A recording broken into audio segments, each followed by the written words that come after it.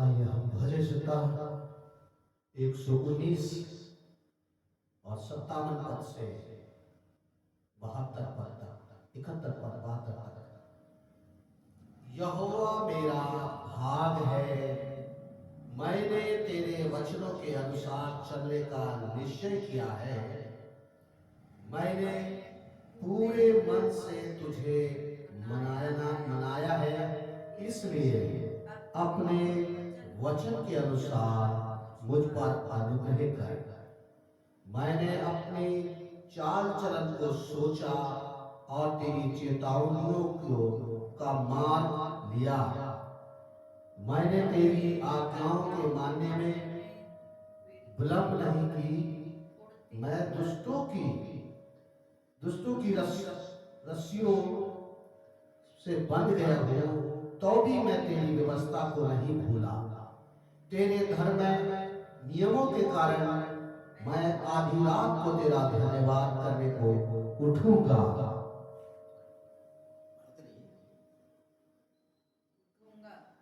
जितना तेरा भय मानते हैं और तेरे उपदेशों पर चलते हैं, उनका मैं संगी हूँ। हे यहोवा, तेरे करुणा मुझ पृथ्वी पर भरी हुई है। तू मुझे अपनी विधियां सिखा। हे यहोवा, तूने अपने वचन के अनुसार अपने दास के संग भलाई की है। मुझे अपनी भली विवेक, शक्ति और ज्ञान दे, क्योंकि मैंने तेरी आज्ञाओं का विश्वास किया है। उससे पहले कि मैं दुखित हुआ, मैं भटकता था, परंतु अब मैं तेरे वचन को मानता हूँ। तू भला है और भला करता भी है। मुझे अपनी विधियां सिखा। अभिमानियों ने तो मेरे विरुद्ध झूठ बात करी है, परंतु मैं तेरे उपदेशों के पूरे मन से पकड़े रहूंगा। उसका मन मोटा हो गया है, परंतु मैं तेरी व्यवस्था के कारण सुखी हूँ। मुझे जो दुख हुआ वो मेरे लिए भला ही हुआ, जिससे मैं तेरी विधियों को सीख सकूं। तेरी दी हुई व्यवस्था मेरे लिए हजारों रुपयों और मोहरों से भी उत्तम है। परमेश्वर का धन्यवाद की स्तुति हो। परमेश्वर के वचन में हम इसको कि परमेश्वर हम सबों से ये जीवन जो 2025 में उसने दिखाया है, और परमेश्वर का वचन बताता है सीखने वाला जीवन, सिखाने वाला नहीं। सिखाने वाले दुनिया में बहुत सारे लोग हैं, परंतु सीखने वाला जीवन बहुत कम है। अक्सर लोगों से कहा जाता है दुनिया की सब चीजें हम सीख लेते हैं, बुराई बड़ी जल्दी सीख लेते हैं, गलत कार्य करना बड़ी जल्दी सीख लेते हैं, झूठ बोलना बड़ी जल्दी सीख लेते हैं, नशा करना बड़ी जल्दी सीख लेते हैं, गलत रास्तों को बड़ी जल्दी से चुन लेते हैं। परंतु परमेश्वर का वचन कहता है भली बात या परमेश्वर की व्यवस्था सीखना साधारण नहीं है, परंतु है। 57 पद में परमेश्वर का दास कहता है यहोवा परमेश्वर मेरा भाग है, यहोवा परमेश्वर मेरा हिस्सा है, और मैं उसके वचनों के अनुसार चलने का निर्णय ले लिया है। वो व्यक्ति को सीखने में कोई परेशानी नहीं होती है। उस व्यक्ति को कभी किसी परमेश्वर की व्यवस्था सीखने में कभी परेशानी नहीं होती है, परंतु परेशानी हानि उनको होती है जो इन परमेश्वर की व्यवस्थाओं को सीखना परमेश्वर के साथ और परमेश्वर की उपस्थिति में हर दिन हमें क्या करना। परमेश्वर का वचन कहता है पूरे मन से मन लगाना और अपने चाल चलन के बारे में सोचना। आज हम अभी कुछ घंटे हमारा कैसा जीवन, कैसा व्यवहार, कैसी सोच, कैसे विचारधाराओं में पला, कहीं हमसे कोई ऐसा बात तो नहीं हुआ जो बुराई हो। परमेश्वर कहता है अपने चाल चलन के बारे में सोचना। तीसरी बात है, बाइबल कहती है जितने तेरा भय मानते हो, तेरे उपदेशों पर चलते हैं, वो लोग परमेश्वर की विधियों को सीखने में परेशान नहीं होते हैं। लेकिन जो परमेश्वर को दुनिया में जो भय परमेश्वर का नहीं मानते, वो परमेश्वर की विधियों को कभी पालन या सीख नहीं सकते हैं, ना पालन कर सकते हैं। दूसरी बात, चौथी बात, पृथ्वी परमेश्वर की करुणा से भरी है और इसीलिए मानव जाति सुरक्षित है। अगर आज तमाम चर्चाएं सुनने को मिल रही है, तमाम बीमारियों के बारे में सुनाई दे रहा है, तमाम हवाएं उड़ाई जा रही हैं, परंतु सबसे बड़ी बात एक है और वो है अगर परमेश्वर की करुणा हम पर है तो दुनिया की कोई भी बीमारी किसी को मिटा नहीं सकती है।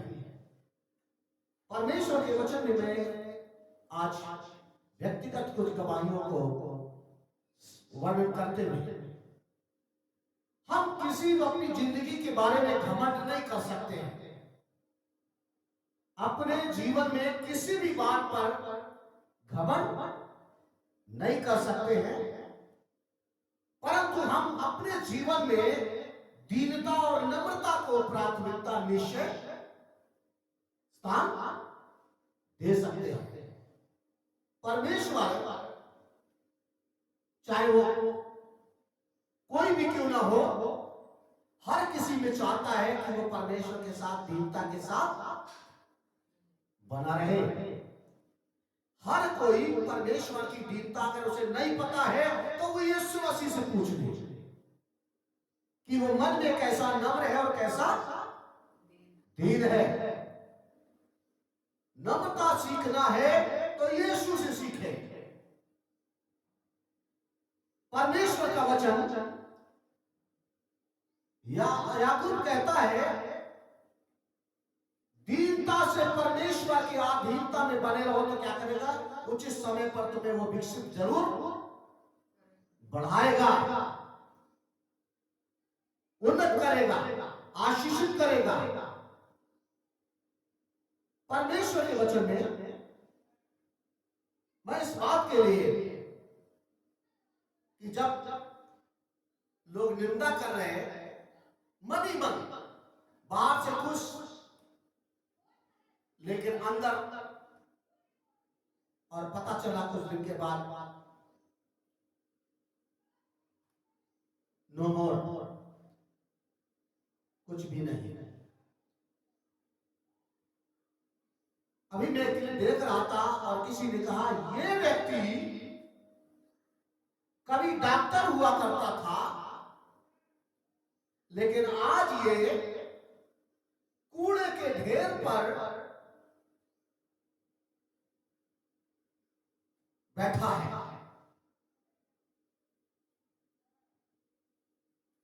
हमारी बुद्धि या शिक्षा या हमारी तमाम प्रकार की योजनाएं घमंड करने के लिए नहीं, बल्कि इसलिए होती है कि हम उनसे परमेश्वर की महिमा कर सकें।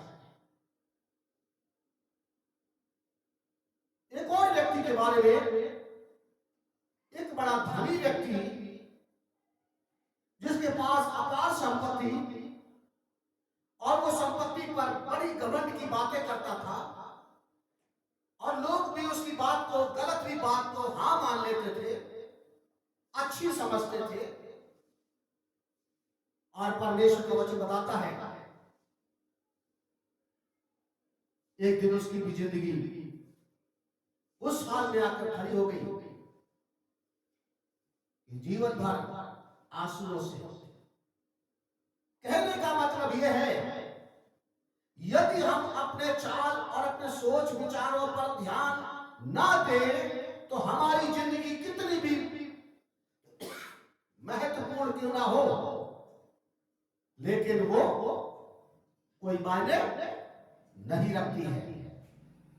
परमेश्वर का वचन हमें इसीलिए दिया जाता है, दिया गया है कि हम परमेश्वर की बातों से अपने जीवन को उसके वचनों के अनुसार चलाएं, ताकि उसका द्वारा वचन के प्रकाश में हमारा जीवन खुशियों से भर जाए। यूहन्ना का सुसमाचार 16वें अध्याय में कहता है, तुम्हारा आनंद तुमसे कोई छीन नहीं सकता। तुम्हारा आनंद तुमसे कोई छीन नहीं सकता। पौलुस क्या नंगाई, क्या जोखिम, क्या ये तमाम बुराइयां, दुष्टता, झूठ और तमाम तरीके से, रोमियो 8:28 में कहता है, ये भी परमेश्वर के प्रेम से हमें जुदा नहीं कर सकती। पौलुस का ये एक अनुभव था और एक निश्चय घोषणा थी, और अंत तक वो घोषणा में कायम, अपने भाग में मजबूती के साथ बने रहे। परमेश्वर का वचन बताता है, मुझे भली विवेक, शक्ति और ज्ञान 2025 में चाहिए। हे परमेश्वर, मुझे 2025 में भली विवेक, शक्ति और ज्ञान चाहिए, क्योंकि बिना विवेक के हम वो हो जाएंगे जो हम गलतियां करेंगे, हम बुराइयां करेंगे, हम दुष्टता करेंगे, हम गलत ही सोचेंगे। लेकिन जब परमेश्वर विवेक देता है तो कहता है परमेश्वर का वचन में, मिलनसार, भलाई से भरा, प्रेम से भरा, नम्र, तमाम तरीके से परमेश्वर वो हमें, क्योंकि परमेश्वर का वचन कहता है वो ज्ञान जो ऊपर से आता है, ये मनुष्यों से ज्ञान नहीं मिलता है। मनुष्यों का ज्ञान सीमाओं तक है, परंतु परमेश्वर का ज्ञान सीमाओं से बाहर है। और उसी ज्ञान के सहारे विज्ञान भी आज चांद पर, मंगल पर और तमाम ग्रह पर पहुंच रहा है। इसलिए परमेश्वर का वचन कहता है, प्रभु का दास बड़े अच्छे से, यहोवा परमेश्वर मेरा भाग है, आओ मैं तेरे वचनों के अनुसार चलने का निश्चय किया है। जब हम सीखने वाले होंगे तो सीखने के लिए हमें परमेश्वर का चाल चलन के बारे में सीखेंगे, हम परमेश्वर के वचन के अनुसार हम विधियों के बारे में सीखेंगे, और हम परमेश्वर के वचन के अनुसार परमेश्वर की करुणा के अंश के बारे में समझेंगे। हम परमेश्वर के वचन के अनुसार हम मांगेंगे परमेश्वर हमें शक्ति और विवेक और भला ज्ञान दे। हम मांग करेंगे परमेश्वर हमें 2025 में इसकी जरूरत है। परमेश्वर का वचन कहता है 71 में, मुझे जो दुख हुआ वो मेरे लिए क्या है, भला ही। जब तक किसी चीज का अनुभव तभी होता है जब उस पर इंसान चलता है। और बाइबल कहती है, परमेश्वर का दास कह रहा है, मुझे जो दुख हुआ वो मेरे लिए भला है। लोग दुख के नाम से घबराते हैं। लोग कोई दुख नहीं सहना चाहता है। कोई भी दुख का सामना नहीं करना चाहता है। परंतु दुख के साथ परमेश्वर का वचन कहता है यूहन्ना में, तेरा दुख भी क्या करेगा, आनंद में बदल जाएगा। परमेश्वर के साथ रहने वाला व्यक्ति, स्त्री, पुरुष, बच्चा, कोई भी क्यों ना हो, वो आनंद। और इसीलिए परमेश्वर ने, आज दुनिया परेशान है। परमेश्वर का जन गरीब हो सकता है, परमेश्वर का जन जंगल में हो सकता है, परमेश्वर का जन कहीं भी, लेकिन परमेश्वर का जन प्रत्येक अवस्था में परमेश्वर में आनंद महसूस करता है।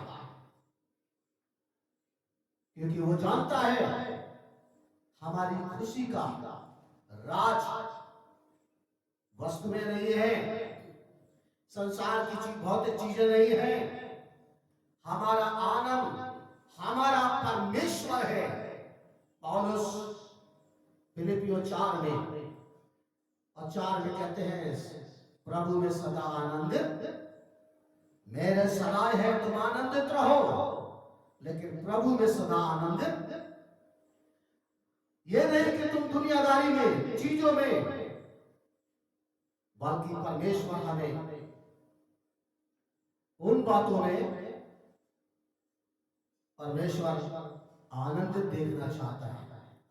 और 2025 में भी हमें वो आनंद की, लेकिन सबसे बड़ी चीज है परमेश्वर की आज्ञाओं मानने से, परमेश्वर की आज्ञाएं मानने से।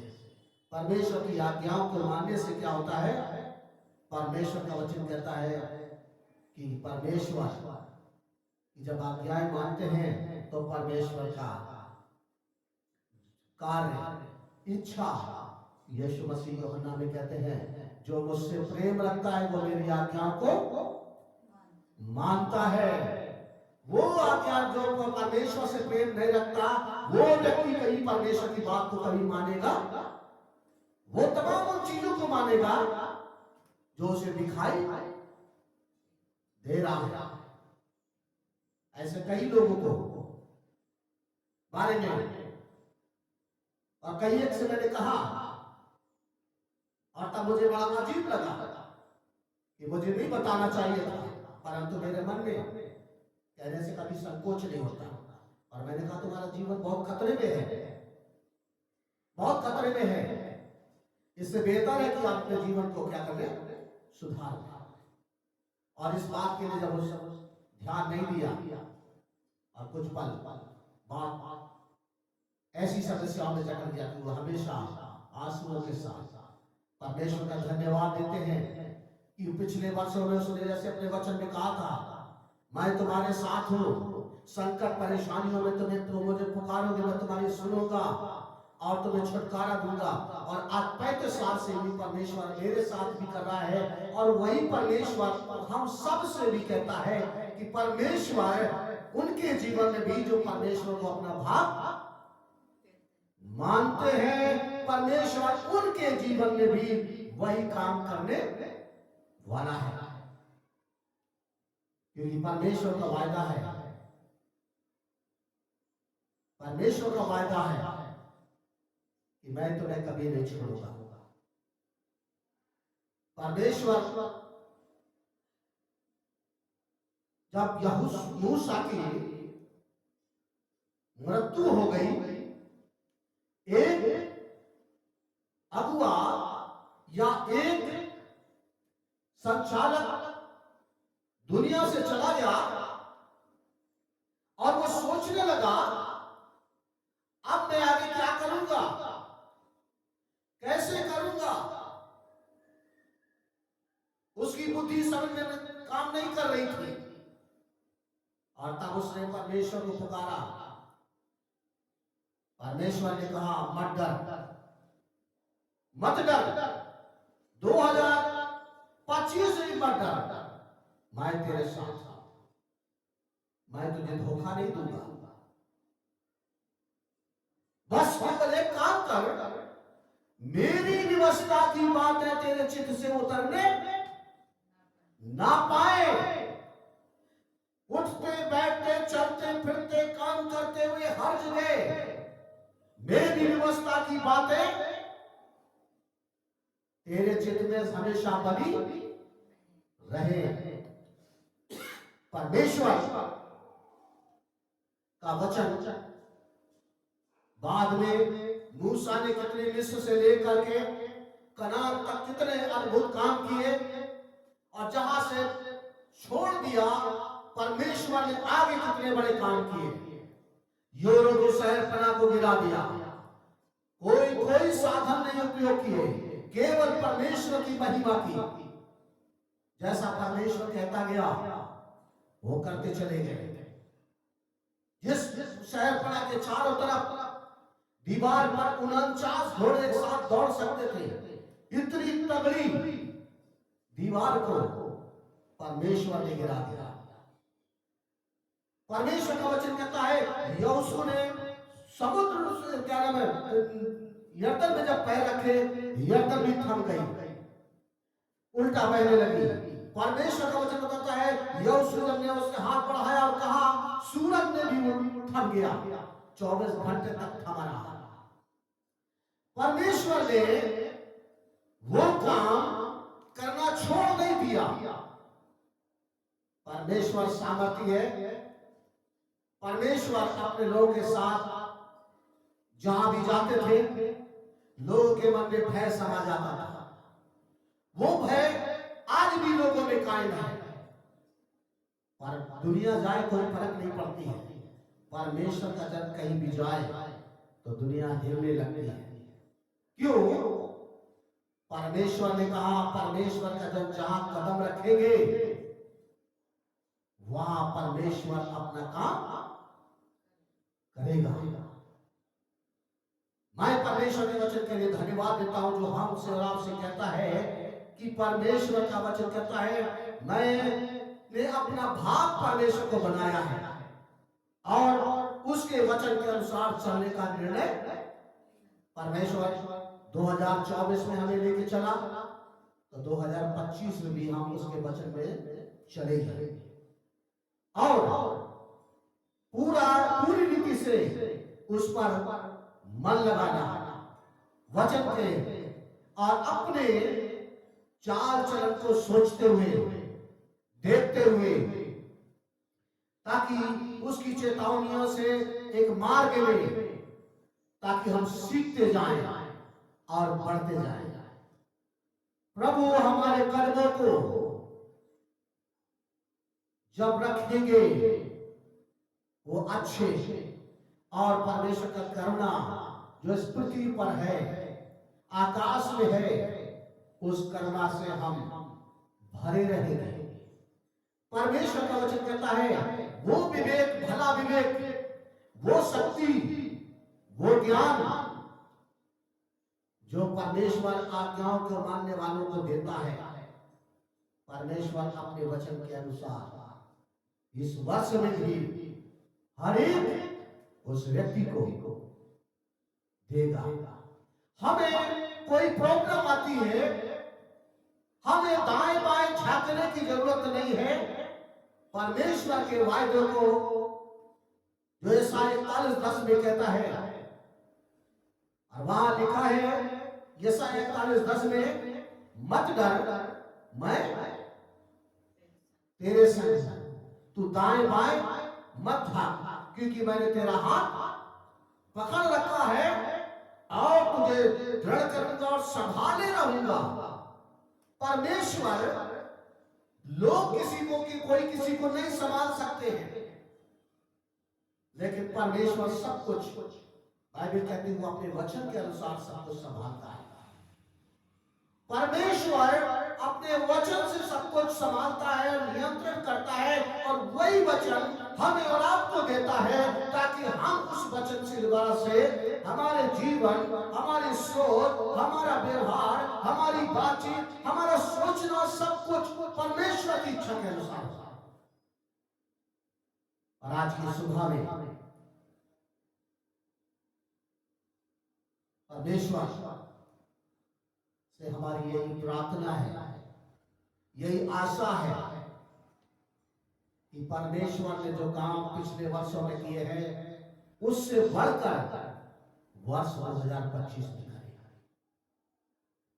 क्योंकि परमेश्वर की सामर्थ कभी कम नहीं होती है, बढ़ती है, और वो बढ़ने वाली सामर्थ से हम सबों को आशीषित करें, अभिषेक करें, ताकि वो सामर्थ, वो अनुग्रह, वो अगुवाई, वो सब कुछ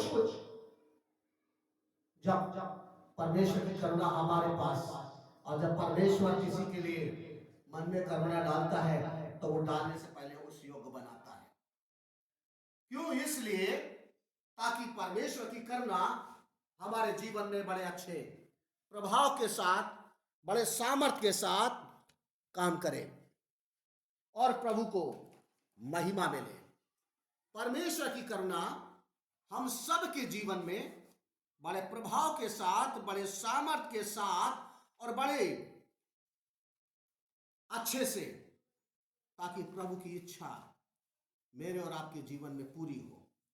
प्रभु हम सबों को बड़ी आशीष दे और अगुवाई करे, ताकि हम सब परमेश्वर की इच्छा को अपने जीवन में महसूस धन्यवाद करने पाए, परमेश्वर की महिमा करने पाए, परमेश्वर के नाम को सराह सकें, क्योंकि परमेश्वर सराहने से और उसके नाम को ऊंचा करने से परमेश्वर को महिमा मिलती है, लोग आशीष पाते हैं। थैंक यू, धन्यवाद यीशु, धन्यवाद, धन्यवाद। आज के अवसर के लिए धन्यवाद करे यीशु ने जो हमको दिया। आज के अवसर के लिए धन्यवाद करे यीशु ने जो हमको दिया। धन्यवाद करे, धन्यवाद करे, धन्यवाद करे और धन्यवाद करे। आज के अवसर के लिए धन्यवाद करे यीशु ने जो हमको दिया। हालेलुया। आइए हम प्रार्थना में चले। जीवित परमेश्वर पिता, हम यीशु मसीह आज की इस भोर में, इस आराधना में आपका धन्यवाद करते हैं कि प्रभु आपने अपने वचन के द्वारा हमसे बातचीत की, और प्रभु जी हम धन्यवादित हैं।